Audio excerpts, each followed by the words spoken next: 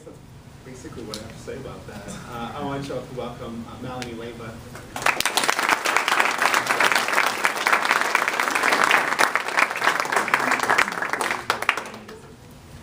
Good evening, everyone. Are you sure? That's usually what people tell me after they ask me and I tell them what I want to do for the rest of my life. And so they usually ask me now, even now as I was approaching my senior year, now that I'm going to go off to college, is like, what do you want to be when you're older? And so when I was in elementary school, you know, it would change all the time. At first I was like, I want to be a teacher, because I was in class and the teacher would like eat in class, and so that would make me hungry, and I'm like, if I'm a teacher, I can eat in my class. And so that was kind of the main reason why. And then as the years passed, it would change, and I'm like, I want to be an architect. No, maybe an engineer and like a doctor. And so then I reached the 7th grade, and I was in a college class, and I had to interview someone that was in part of my dream career. And so I interviewed a doctor in Mexico City. And so that was very interesting to me. And so after I finished the interview, I told myself, I'm like, Malenie, you know what you want to be when you grow up. You want to be a doctor. But why a doctor? At that point, I didn't really have a meaningful reason of why I wanted to be a doctor. I'm just like, it seems interesting, it seems cool, why not? However, as I got into high school and after my first year, I realized there was another meaningful reason of why I wanted to be a doctor. As most of you know, I have been part of Key Club for 4 years, and I was president of that organization for 2 years. And so Key Club is this community service organization where we help people around our community. And so after being part of Key Club and going to several events, I realized that I had this passion for helping others, not only like my family or my friends, but also people in my community. And so I even decided to volunteer at a hospice to, focus on helping a different group of people. And I'm like, that's why I want to be a doctor, because I know that's a very rewarding job and I would love to help other people. And also because 11 months ago, my grandfather passed away. And so it's a very painful experience to go through. And I know that being a doctor, I'm not gonna like prevent everyone else, from passing away. I know that's not possible. But I do know that I can maybe do something to help other people from preventing them from going through that pain. And so when I tell people I want to be a doctor, they tell me, like, are you sure? Are you okay around blood? It's very competitive. It's a lot of school. It's a very long career. And so those questions would sometimes get to me, but not really. At some point I'm like, nah, I can do it. I know I can't. However, whenever they would ask me what type of doctor I wanted to be, I would just be like, I'm not sure. I know I just want to be a doctor. And so that's at the point where I would ask myself, it's like, am I really sure that this is what I want to do for the rest of my life? And so that's where Senior Project came into play, because 2 years ago I had heard about Senior Project, and I came to the presentations and I'm like, I want to do that whenever I'm a senior. And so, time flies by really fast, and then here I am, a senior in the Senior Project class, and I was like, what do I want to do for my Senior Project? So I talked to Mr. B and Ms. Bailey, and they gave me the idea of shadowing a doctor. And I'm like, this is a perfect idea. Like, I can, shadow a doctor and see how it is in the medicine field and see if I really want to do that for the rest of my life. And so at the beginning, it's like, yeah, I'm going to shadow a doctor, and that's my Senior Project.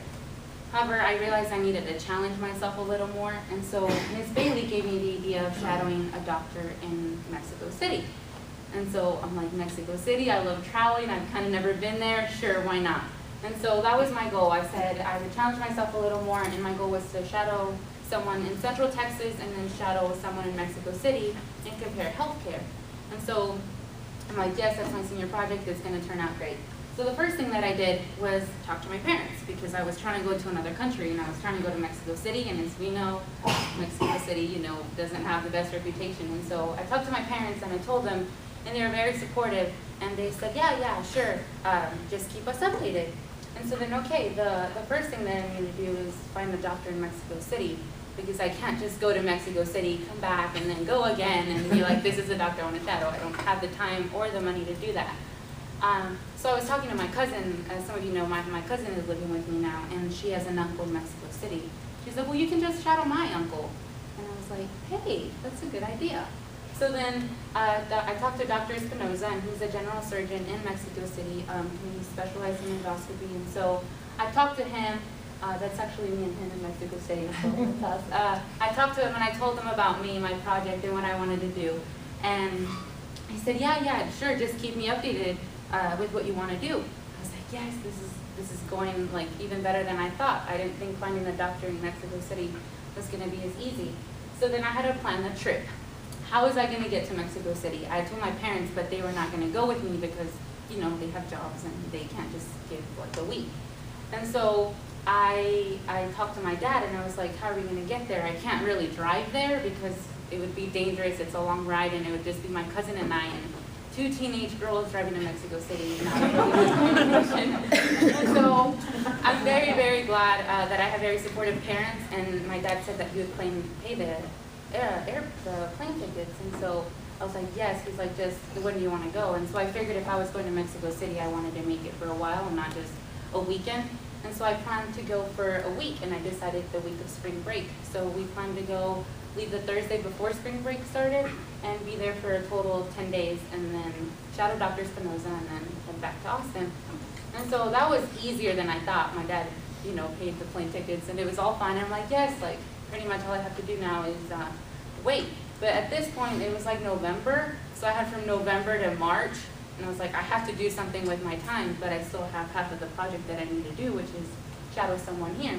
And so I decided to contact hospitals, and I contacted Phil Children's, Seton, St. David's, and I told them about me, what I wanted to do, and how they could help me. And unfortunately, they all said, we don't offer that at this point. They wouldn't let me volunteer or shadow anyone. And so it was very disappointing because I would call them during fifth period or after school, and they would all tell me, no, I'm sorry, volunteering is only available during the summer, or no, you're not allowed to shadow someone, you need to be like a student, a medical student. And so it was very, very hard.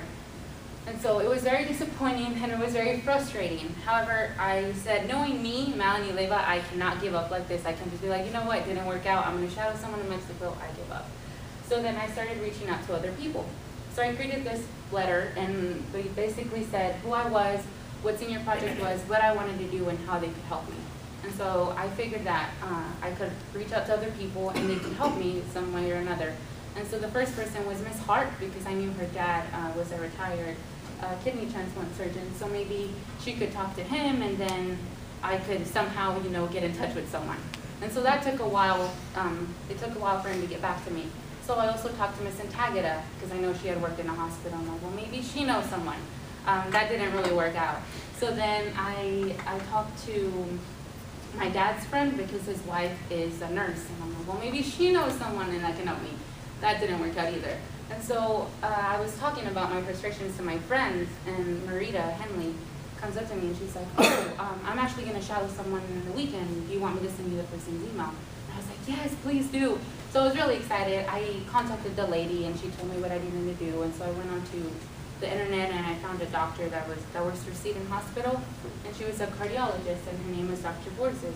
And so I called her, and she was really nice. Like, they immediately gave me her cell phone number, and I went to her clinic and talked to her, and she was like, yeah, that's fine. And so part of the requirements, it's like for me to get all these vaccinations and all this, sign all the paperwork, but then I also had to make a payment, and I wasn't able to do that. And so after all that hard work, I was not going to be able to shadow her. And so by that time, it was like around the end of February. So I wasn't that sad, because that meant spring break was around the corner and I was going to go to Mexico City. And that was on my mind at that point. So this is a selfie of me in the operating room. And then my cousin and I, which were the ones that went, and we shadowed Dr. Espinoza, and then I went to go see some of Mexico's like best places. And so